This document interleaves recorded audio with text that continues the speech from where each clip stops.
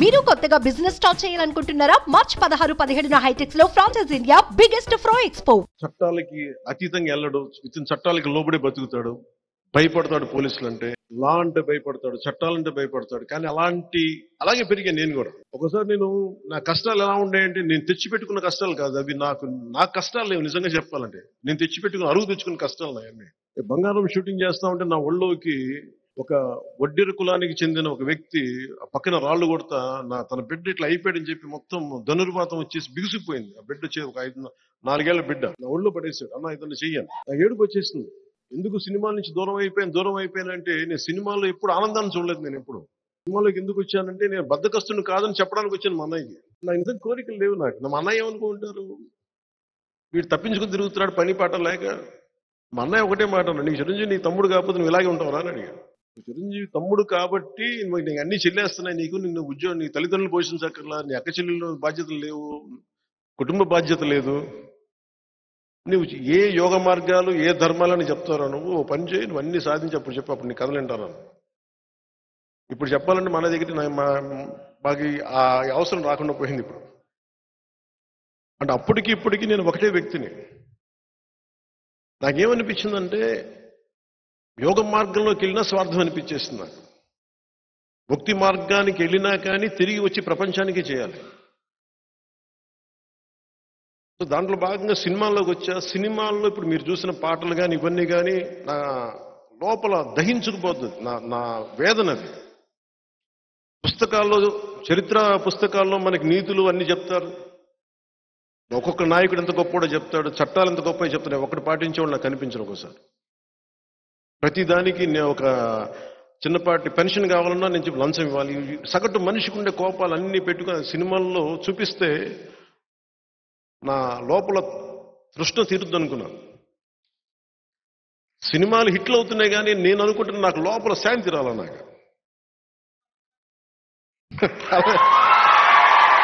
కానీ నేనేం చేశానంటే, ఒక 3-4 సినిమాలు చేసి నేను మా అన్నయ్యకి ఒకటే చెప్పదలుచుకున్నాను. ఆ రోజున నేను బద్దకొస్తుండే కాదు, ఖుషి తర్వాత ఇంకో 3-4 సినిమాలు చేసి 5 సినిమాలు చేసి సినిమాల నుంచి వెళ్ళిపోయి ఏదైనా ఒక ఆశ్రమంలో బతుకుదాం నా కోరిక. అంతమించి వేరే కోరిక లేదు నాకు.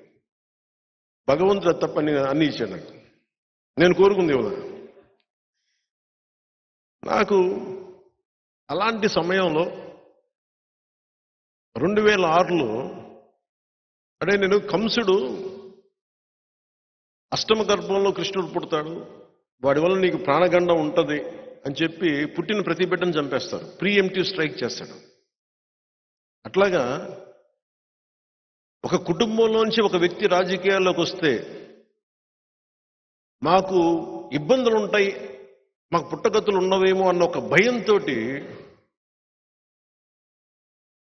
2006లో నాకే తెలియజేశారు, ఒకవేళ మీ అన్నయ్య గారు పాలిటిక్స్కి వస్తే మీ కుటుంబాన్ని ఇలా దాడులు చేస్తారు, మీ ఇంట్లో బిడ్డల్ని ఇలా ఇబ్బంది పెడతారు. నాకు తీసుకొచ్చారు. నేను అన్నాను, ఆయన పాలిటిక్స్ రాలేదు కదా, వచ్చిన రోజున చూసుకోండి అన్న, నిన్ను కూడా ఇబ్బంది పెడతారంటే నా బతుకు బజార్ అయింది, పర్లేదు, మీరు ఏదైనా చేసుకుని చేసుకోండి. ఎందుకంటే సినిమాల్లోకి మన గాజువాక సభలో కూడా చెప్పాను, ఎప్పుడైతే జగదాంబ బస్ స్టాండ్లో మా డాన్స్ చేయించారో ఆ రోజు నేను చచ్చిపోయాను. ఆ రోజు నాలో ఉన్న ఆ సిగ్గు మొత్తం చచ్చిపోయింది ఆ రోజు. ఇప్పుడు అందుకే నన్ను ఎవరు తిడతారో నాకేముండదు, ఆ రోజు చచ్చిపోయింది. వీళ్ళు తిడితే నాకెంత. సో నాకు అంటే నిజంగా 2006లో అలా చెప్పి వాళ్ళందరూ కూడా ఇప్పుడు పదవుల్లో ఉన్నారు. వాళ్ళందరూ ఆ మెసేజ్ తీసుకొచ్చిన నిజంగా చేస్తారా అనుకున్నా. ఆ రోజు నుంచి 2008 సమయంలో సంఘటనలు జరిగిపోయినాయి.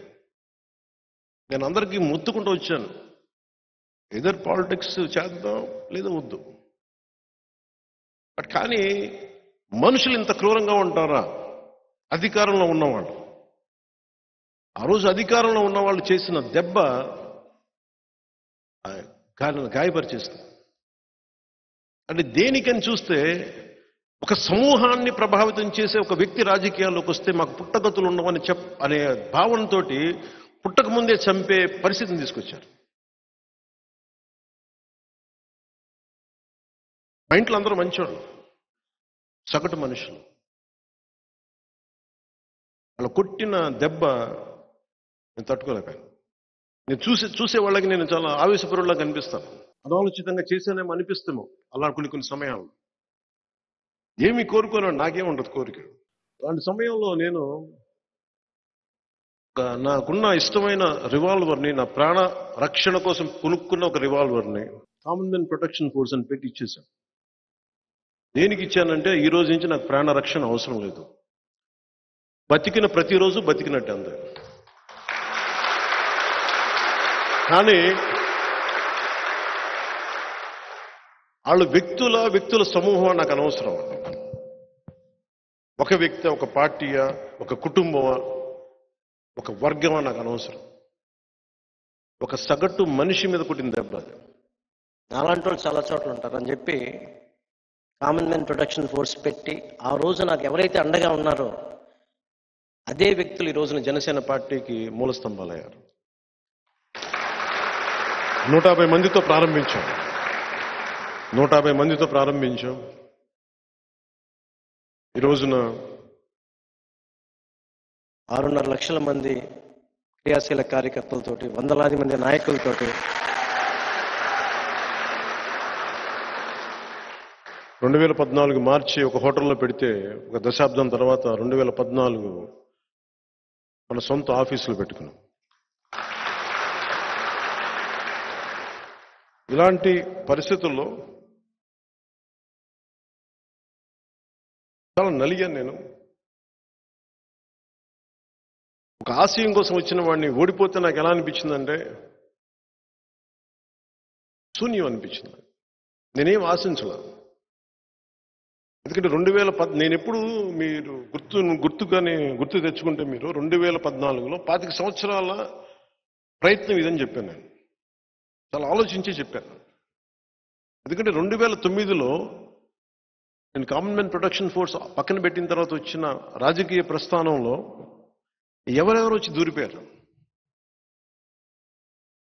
18 మంది ఎమ్మెల్యేని గెలిచిన తర్వాత కూడా నిలబెట్టుకోలేకపోతే నాకు అనిపించింది పార్టీ నడపలేమని చెప్పి వచ్చిన వ్యక్తులు ఈ రోజున మంత్రి పదవులు అన్ని పడతా ఉండి నాకు అనిపించింది ఒక బలమైన సర్పాన్ని కూడా చలిచీమలు చంపేస్తాయి అనడానికి నిదర్శనం ఆ ప్రయాణం. అలాంటి చలిచీమలు నేను పక్కన పెట్టుకోలేదు. అలాంటి చలిచీమల్ని నేను అధికారం కోసం పెట్టుకోలేదు, మార్పు కోసం వచ్చాను. ఆ మార్పు ఎలాంటిదంటే సగటు మనిషి ధైర్యంగా సమాజం మీద అన్యాయం జరిగితే తిరగబడేలాగా. ఒక సుగాలి ప్రీతి తల్లి వచ్చి అన్న నా బిడ్డ అన్యాయానికి గురి చనిపోయిందన్నా అంటే ఆ తల్లి కోసం తిరగబడే అంత ధైర్యం ఇవ్వడం కోసం వచ్చాను నేను సమాజంలోకి. తద్వారా అధికారం వస్తే సంతోషం, కానీ అధికారం లేకపోతే మేము ఏం చెయ్యం అనే పరిస్థితి నుంచి నేను పక్కన పెట్టేశాను. ఉన్న ప్రభుత్వం ప్రామిసులు చేసి మరి అధికారంలోకి వచ్చి మీకు ఇన్ని చేస్తామంటే వాళ్ళ గోడు వినకపోతే జనవాణి కార్యక్రమం నేను ఆ గోడు విన్నాను. నేను చేయగలిగినంత చేశాను దానికి. 2014 నుంచి 19 వరకు నేను కన్స్ట్రక్టివ్ రోలే ఆడటానికి నిర్ణయించుకున్నాను. ఓట్లని చీల్చేయడం, ఎందుకంటే ఒక సగటు మధ్యతరగతి మనిషి దృష్టిలో పెట్టుకుని చేశాను. ఓట్లని చీల్చేయడం ఈజీ, తేలిక. వైసీపీ పార్టీ మీద కానీ జగన్ మీద కానీ నాకు వ్యక్తిగతంగా ద్వేషం లేదు. నాకు వాళ్ళ విధానాల మీద నాకు విసుగు. ఇంకెవడు బతకూడదు, మేమే బతకాలి, మా గుంపే బతకాలంటే వాళ్ళు కుదరదు. అందరూ బతకాలి, మేము బతుకుతాం. మీరు మమ్మల్ని తొక్కేసే మటుకు అదాపాతాలని తొక్కేస్తాం. వాళ్ళు ఇప్పుడు దాకా రౌడీలను చూసుండొచ్చు, రాజకీయ నాయకులను చూసుండొచ్చు, కానీ ఒక మధ్యతరగతి మనిషి తిరుగుబాటు చేస్తే ఎలా ఉంటుందో రుచి చూడలేదు. సుమన్ టీవీలో మీ పర్సనల్ అండ్ బిజినెస్ ప్రమోషన్స్ కోసం కింది నెంబర్కి కాంటాక్ట్ చేయండి.